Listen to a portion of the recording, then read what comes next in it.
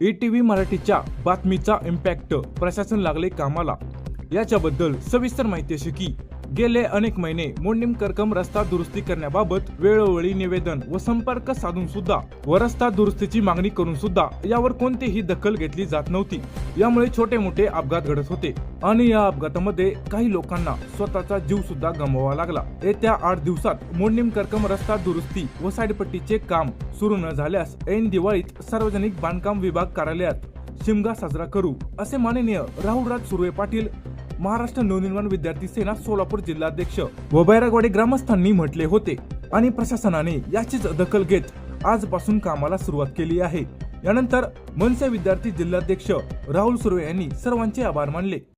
नमस्कार, जय महाराष्ट्र। मी राहुल सुर्वे, सोलापूर जिल्हाध्यक्ष महाराष्ट्र नवनिर्माण विद्यार्थी सेना। आम्ही गेल्या 13 तारखेला मोठा अपघात घडला होता मोडणीम करकम रस्त्याला आणि परवा दिवशी पिकअप पट्टी झालं होतं। याच अनुषंगाने आम्ही आंदोलन केलं होतं आणि खड्ड्यात बसून आणि साईड पट्टी नसल्यामुळे या ठिकाणी छोटे मोठे अपघात होतात।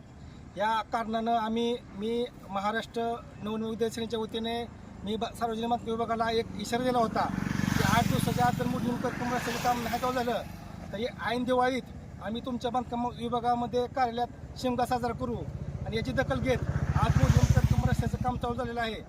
याचमुळं सार्वजनिक बांधकाम विभागाचे साहेब हेल्थकर साहेब असतील, नागरे साहेब असतील आणि पत्रकार बांधव असतील यांनी आमची बातमी दखल घेऊन बातमी लावली। त्या सर्वांचं मी मनापासून धन्यवाद आभार मानतो की आपण आमची दखल घेत बातमी लावली आणि काम चालू केलं। त्याबद्दल मी सर्वांचं मनापासून आभार आहे। हे काम चांगल्या पद्धतीनं व्हावं हीच विनंती करतो। जय हिंद, जय महाराष्ट्र।